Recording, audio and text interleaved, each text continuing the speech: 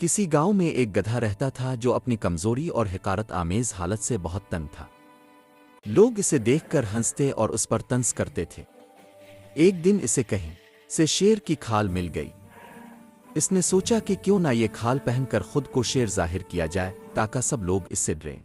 گدھے نے شیر کی کھال اوڑھ لی اور جنگل کی طرف چل پڑا۔ جنگل کے جانور جب اسے دیکھتے تو اسے واقعی شیر سمجھ کر بھاگ جاتے۔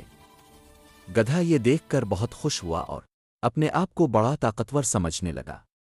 وہ جس طرف جاتا جانور خوف کے مارے چھپ جاتے۔ ایک دن گدھے کو اپنی کامیابی پر بہت غرور آ گیا۔ خوشی کے مارے وہ ڈھیچوں ڈھیچوں کرنے لگا۔ جیسے ہی اس کی آواز نکلی جنگل کے جانور سمجھ گئے کہ یہ شیر نہیں بلکہ گدھا ہے۔ یہ سن کر شیر فوراً اس کے پاس آیا اور ایک ہی حملے میں اسے مار ڈالا۔ سبق: صرف لباس دکھاوا انسان جانور کو بڑا نہیں بناتا، اصل پہچان کردار اور حقیقت سے ہوتی ہے۔ غرور ہمیشہ تباہی کا سبب بنتا ہے۔